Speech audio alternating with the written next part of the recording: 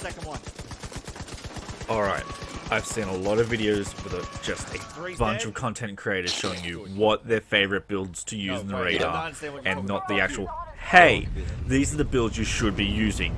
Not what I recommend, what you should be actually using. Even with their build videos, they show you the specialization they use for their build. You know what I mean? They don't even show you what specialization they use for their team. Like, combined as a whole, what everyone is actually using. And this is what the video is going to be about. What you should be using as a team and what your team should comprise of. Like, I've done my fair share of raids. Got myself into a team of fun-loving guys that consistently get better with, like, over time.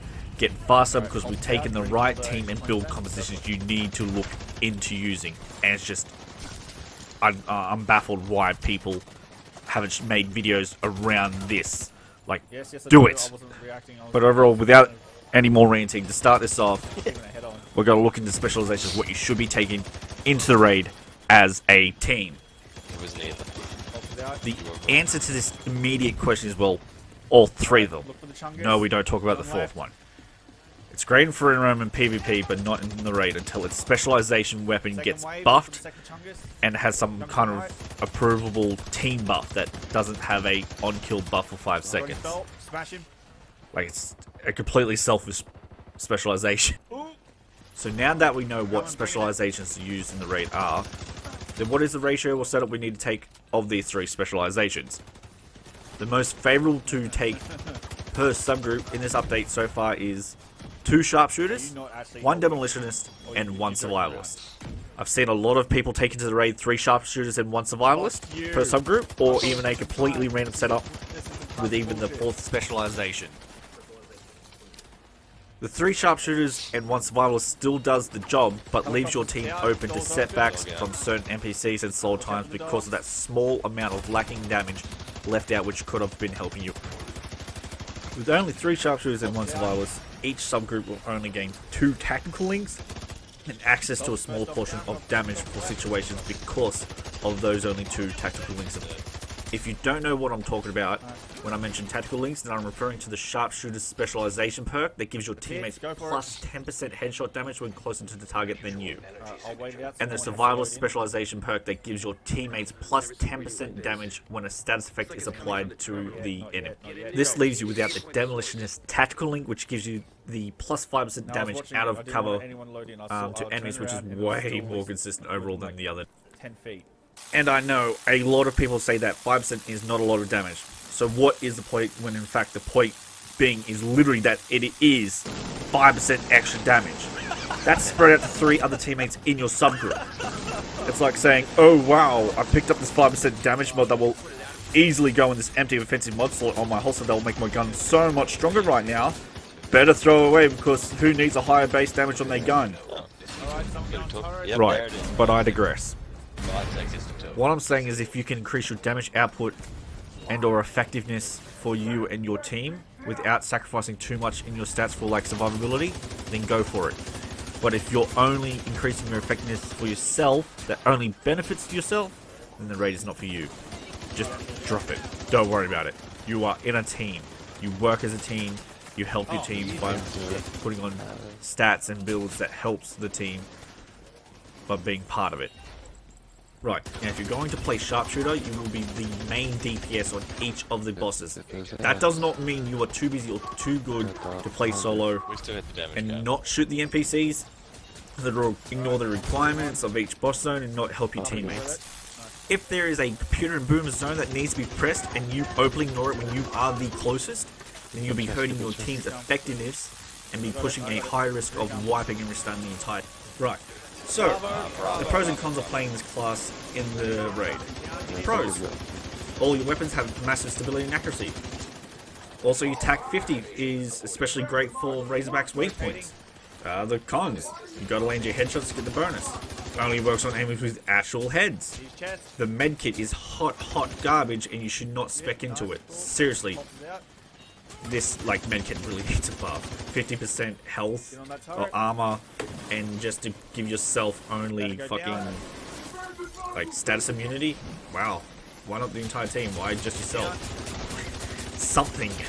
Survivalists, you guys will be running around obviously as support, keep yourself healthy, distracting NPCs, still doing the job and killing them, but you guys won't be hitting as hard as obviously the sharpshooters, but you're still there to apply the pressure and keep everybody alive and still do the job, right?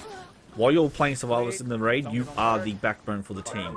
You help with the requirements, you stay alive, you press the buttons in Weasel's room, you distract Boomer for the run, Buddy and Lucy, you drop medkits and chem launchers to keep them alive after they get shot and burnt and poisoned and all that.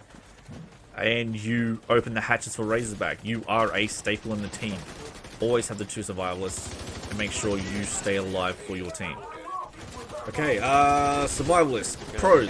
You get protection from elites, you get stronger healing, the plus 10% damage to status affected enemies, which you really need to concentrate on doing, because it's pretty much useless throughout the entire raid unless you actively give someone status effects. Any of you guys, any part of the 8 need to throw a fire grenade, fragmentation grenade that bleeds, a flashbang, something. Activate the plus 10% damage. Your crossbow is for hatches for Razorback. Definite must, because taking too much time to shoot it out will let the drones bleed all over your teammates, even if you have people on drones shooting them. Takes a little bit longer than it should. Don't do it. Straight up freaking crossbow the back of each side of Razorback when it's ready to go. Medkits affect teammates within the area of effect. Who doesn't want to get a free armor regeneration from a teammate using 1 medkit? That's just brilliant. 10 meters, get in close, medkit, boom. Everyone go out. You just got a free armor regen. Done. Cons. Like I said, you need to apply the status effects to the actual enemies to get the bonus. Pulse does not count as an effect. Sure, it shows the effect of it, but it does not count as an effect like a status effect box. Burn, bleed, blind, poison, ensnare, confuse, EMP, all status effects. Use them. Any of those. Demolitionists, you are like the invisible help. You provide that 5% permanent damage that everyone will start to recognize as they go, oh, these NPCs seem to die easier. Where are the dogs? Why aren't we getting shot by sniper dogs? It's like, they've already been out, buddy. I've grenade launched them already. You give your teammates a head start on Buddy and Lucy. Where the fuck did Rascal come from? You guys do so much without realizing it. It makes things so much easier for the run while everyone's doing the little DPS to the bosses and keeping everyone alive. You're just sitting there blowing shit up. Like, you guys do so much and no one appreciates it. Alright, Demolitionists, pros. Can deal with any of the sniper dogs with a grenade launcher. Literally just 1 tap, bam, gone. Or 2 tap unless you have, if you have like low explosive damage. But if you're playing Demolitionists, you should be able to 1 tap a dog. Seriously. It gives a 5% out of cover damage that's multiplicative to all of your subgroup members. Obviously, it doesn't give it to all your raid party members. That's why you play 2 of 1 each subgroup. Everyone gets 5%. That's like a 15% buff in its own fashion. A good medkit that provides max handling. 70% armor to start off with. Remove handling. And the other 30% when it ends. Done. And can also ignore explosives once every 60 seconds, which is great against those rogue grenades or Razorback launches when you have to roll out. Like, a single damage reduction can save your life easily. Now the cons. You don't gain any stability nor accuracy for your weapons. Like, that's a sharpshooter thing. You don't have any damage reduction from elites, like survivability from survivalists. And you won't be using any raid gear sets unless Negotiator's Dilemma somehow helps, which I guess it could help with Buddy and Lucy, helping other Demolitionists use their grenade launchers to get that bonus explosive damage to melt. But other than that, nothing else really, but it plays its part, and it definitely does show. Alright, let's do the math. Yes, I know math, but it shows you what you will be doing for yourself and your team depending on what you play for your specialization to begin with. And we'll get into the really spicy stuff of in depth. So let's say I'm playing an unknown assault rifle build with a base damage of 25,000. Don't worry about damage to elites, just going up on the numbers. 25,000 and getting the sharpshooter or survivalist tactical link buff with 0% starting value to begin with in those areas before applying the buffs. So that's already a 10% headshot damage buff or a 10% damage buff to status affected enemies. That's a 27,000 and a half damage per shot. So that's already an upgrade of 2,500 damage per shot to the head or to a status affected enemies.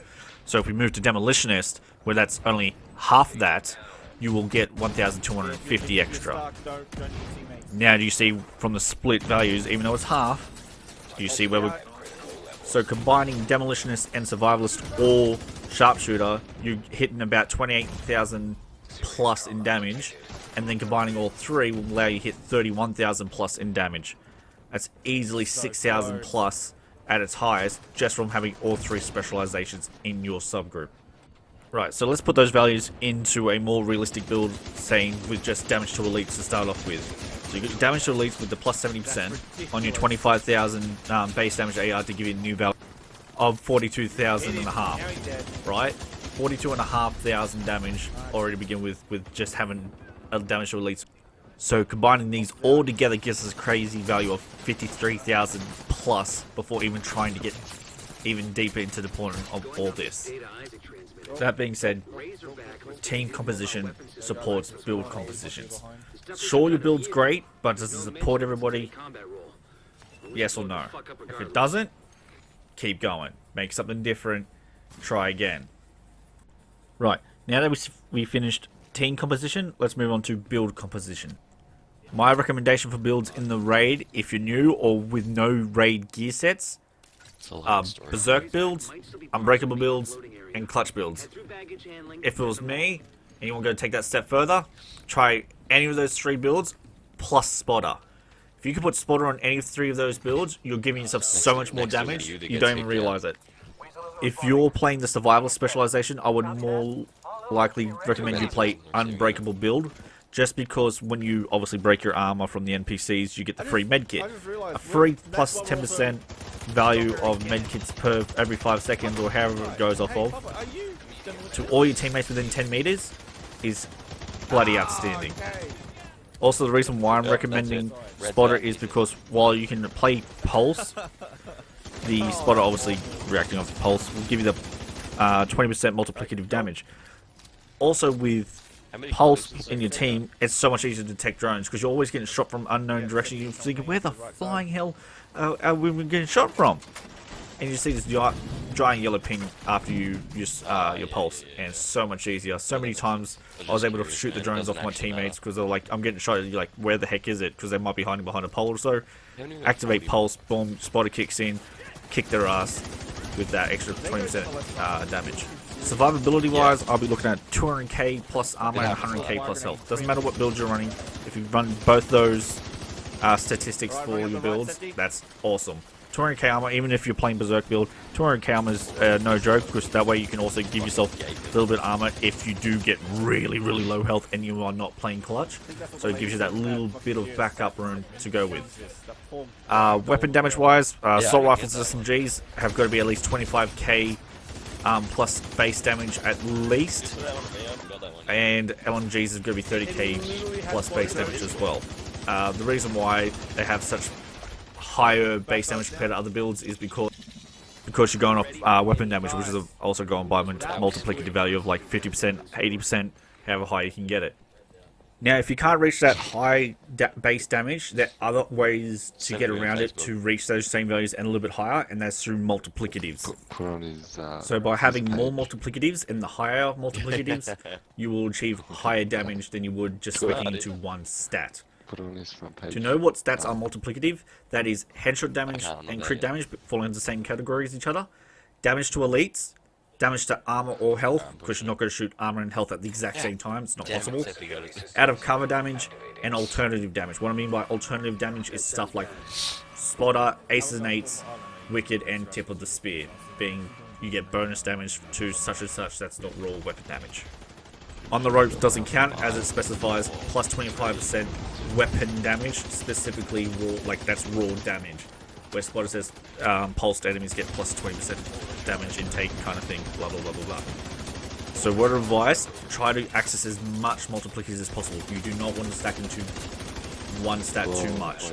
Don't make your build all headshot damage unless you're a sniper, but even then, give yourself access to those multiplicators. As much pull damage as possible. As you can see, if I went 20% headshot damage and 80% DTE, I will achieve 54,000 damage per shot in the head. As if where I use 50% damage to the headshot and 50% damage to elites, I'll achieve 56,250 damage per shot. See the difference?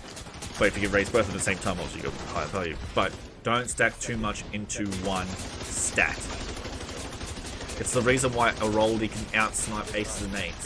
Combine aces and eights to make Aroldi shoot even higher is the reason why you see all those speedrunners go out and almost one-tap bosses.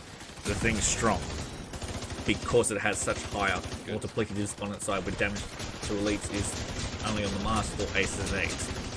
Speaking about aces and eights, that brings me to the last bit. The builds to run if you have played the raid enough times to get the pieces you need and what to get faster. Once you're comfortable enough with the team and you run the raid smoothly, these are the builds you should be looking at consistently using on each section. Start us off, Boomer, 1 aces and eights, 2 Aroldi sniper builds, 1 unbreakable build, 1 tip of the spear build, and 3 berserks. Easy. Unbreakable build and tip of the spear, both being the survivalists and leading the Boomer, since you take protection from elites. Easy. Unbreakable has the reset of armor and free mid kit. Tip of the spear has the 45% protection from elites and the massive healing Seeker Mine. Weasel, 1 or 2 aces and eights, depending on how consistent you want to try and get the aces. 1's usually plenty enough. If you're unsure, have 2, 1 each side, and the rest is Aroldi sniper builds. Melt the bastards. Buddy and Lucy, 2 explosive demolitionist builds, so you get the massive nade launchers in when they first meet up with each other. Make sure you try to get the signature weapon nade launcher to hit both of them at the same time. You don't want to just blast one and then get out of control and then just overcharge and you have to reset. Try to hit both, bring them down to about half health, or at least take up a third to give your team a head start, ready to keep going. What are the other builds? And aces and eights, tip of the speed, because they're always a good combo throughout the entire raid. Double damage and plus 20% is no joke. 3 berserk builds, because obviously you're going to be losing armor a lot. And they snipe you, so that's a massive plus damage. And 1 clutch build is what I recommend, so you can lead Buddy and Lucy, whoever needs it most, and keep your health alive when they burn or bleed you, or snipe you, which will obviously end up being bleed. But you can survive them, except for Lucy's rotation. Don't try to take that on. Last but not least, Razorback. 1 aces and eights, 1 tip of speed, and everyone else runs with a berserk AR and LMG build. Or if you trust your teammates enough to keep you alive, or you trust yourself to be accurate enough to shoot the drones, I'd run the Aroldi DTE build to try and go for the massive speed run. Even though that shit's squishy as hell, it hurts a lot on Razor when you're trying to go for the speed runs. Got myself finally down to 20 minutes and 3 seconds, and we know we can improve a lot better from there. So I hope this helps you with the raid, with team composition, what to look out for, how to help out your team when you're running with them, if you're new or a veteran. Leave a comment down below, like, subscribe, how we YouTubers talk to get those follows. Overall, I hope this does help, guys. Enjoy, let me know.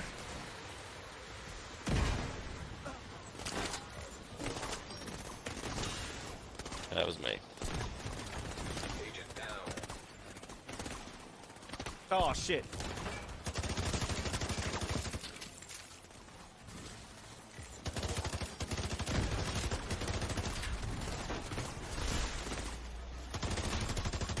Yeah, damage back. Now, damage gone back right now.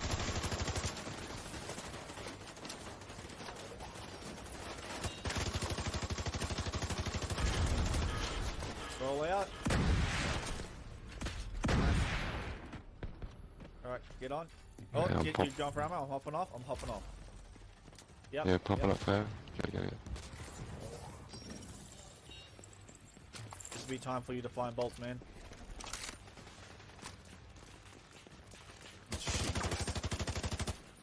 Oh, you clearly haven't I've got killed like enough 6.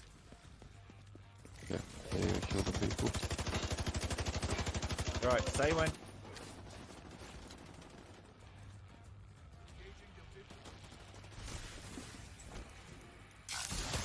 people. So Maha will get me. Chugger's 4. I should still be okay. Gonna help you pop up. Yeah, he's down. Thank you. Bolts out, nades out.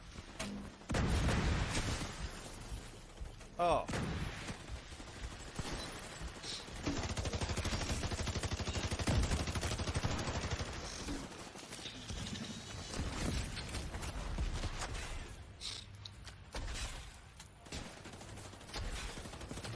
Need armor, Sochi?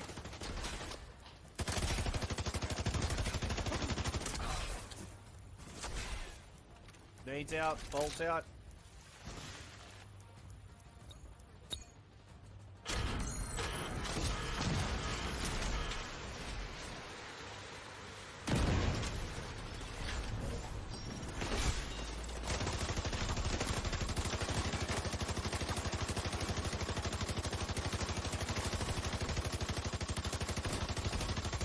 Critical systems exposed. Yeah.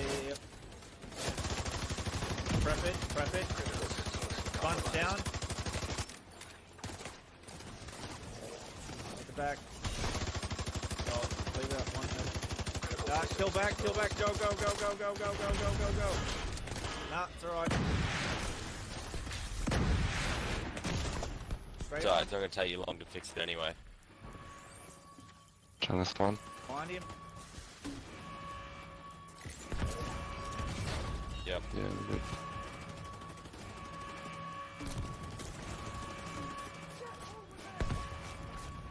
Oh, Jesus. Bolt Yeah, out, knees strike. out. Thank you.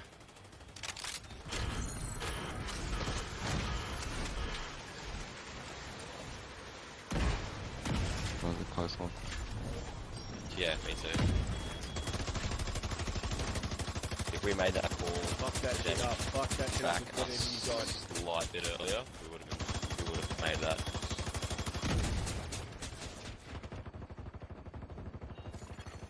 Critical systems exposed. We hesitated. That's why I didn't work. Right, get your points. We could have three-phased that. Activating. Yeah.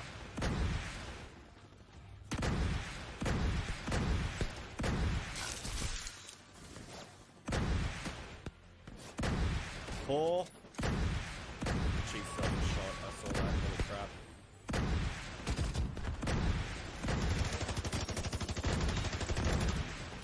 I had literally a third of it left, and I could have brought it down to a slim. I should have brought it down to a slim.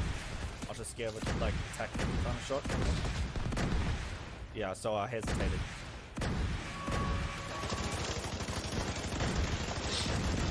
Yeah. Done. We're good. Right. That will be actually very close to being 29 minutes. Experimental weaponry. We'll get a team to sweep the area and recover whatever they can. There's bound to be intel and equipment So we we're can put hit- to good use. 29 minutes, 30 seconds was our latest we didn't time. wipe anyway. Our actual latest time is 29 minutes, 30 seconds. Did anyone even go unconscious? No. So Then we should have got the patch. Wait. No. Boomer. People went down, didn't they? Or was it Buddy and Lucy? No. Someone actually died. Oh shit, sorry. I actually picked up a bag. Sorry, hang on. Sharing that.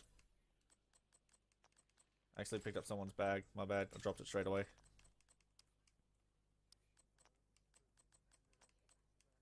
Oh. Yeah, it is trash. I'll still take it and dismantle it.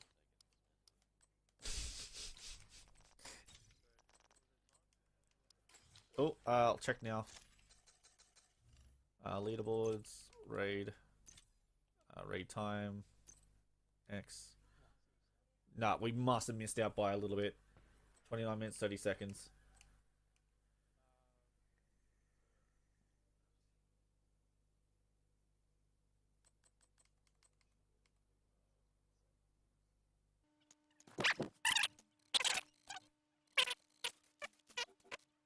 Drop it for me. Please. That could be it. That could He be the got backpack I so want. wet. Oh Holy god. shit. That could be it exactly, actually.